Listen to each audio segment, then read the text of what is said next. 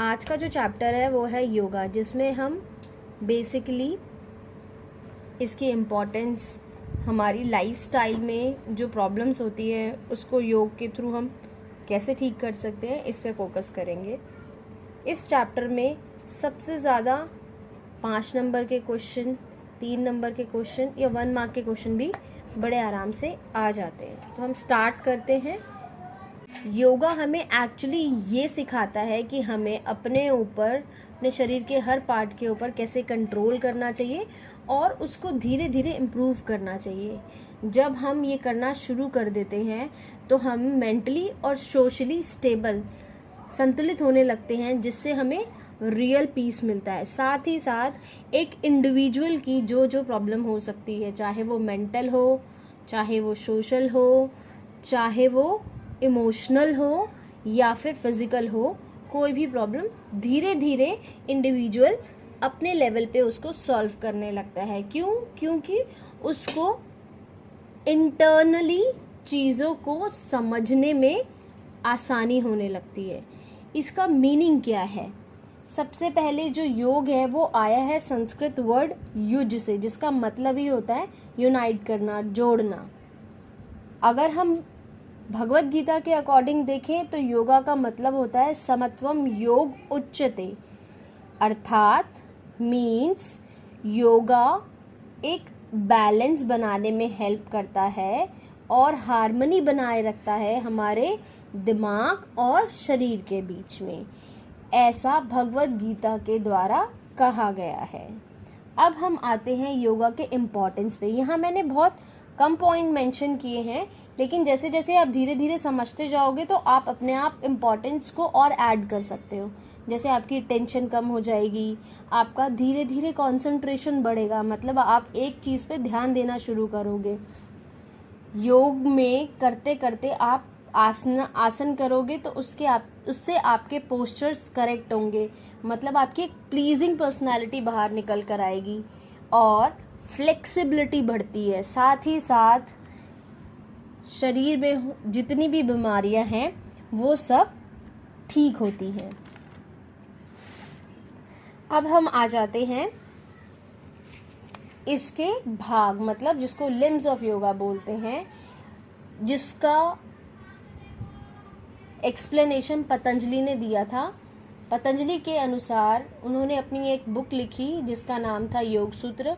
उसमें योग के 8 लिम्स हैं, 8 पार्ट्स हैं, जैसे यम, नियम, आसन, प्राणायाम, प्रत्याहार, धारणा, ध्यान, समाधि। ये देखा जाए तो सिर्फ एक पार्ट्स नहीं है, ये आपको अपनी पूरी लाइफ कैसे योग के साथ जीनी चाहिए उसका एक्सप्लेनेशन है। अब क्योंकि इस चैप्टर में सबसे ज़्यादा फोकस दिया हुआ है आसन पर, तो आपके पेपर में क्वेश्चन आ सकता है कि पतंजलि योगपीठ के अनुसार आसन कौन से नंबर का पार्ट है, तो आप बोलोगे 3rd लिम्ब है, 3rd हिस्सा है, 3rd पार्ट है। पतंजलि के अनुसार आसन होते क्या हैं? पतंजलि के अनुसार आसन का मतलब होता है स्थिरम सुखम आसनम, मतलब ऐसी स्थिति जिसमें आप आराम से कंफर्टेबली बहुत देर तक बैठे रहते हैं। अब आपके मन में क्वेश्चन आएगा, कुछ आसन तो ऐसे होते हैं जो हम कर ही नहीं सकते, तो उसके लिए हम ये कहते हैं कि धीरे धीरे आसन कर करके आप अपने आप को उस अवस्था तक या उस पोजीशन तक लाते हैं।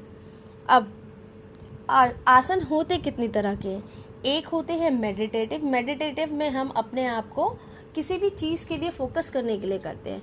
रिलैक्सिव वो होते हैं जिसमें बॉडी को हम आराम से रिलैक्स करते हैं, काम डाउन करते हैं।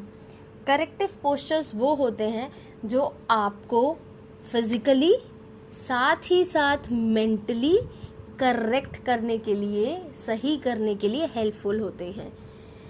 अब इस चैप्टर में सबसे इम्पॉर्टेंट है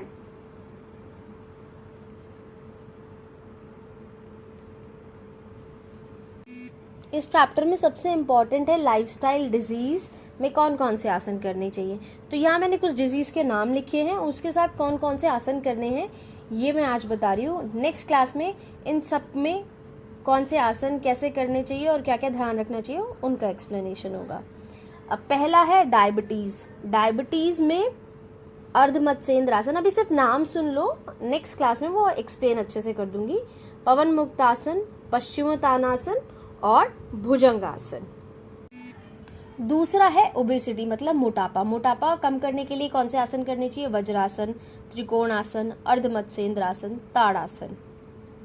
उसके बाद है अस्थमा। अस्थमा आपके लंग से रिलेटेड डिजीज है, जिसमें आपको मत्स्यासन, सुखासन, चक्रासन, गोमुखासन, भुजंगासन करना चाहिए।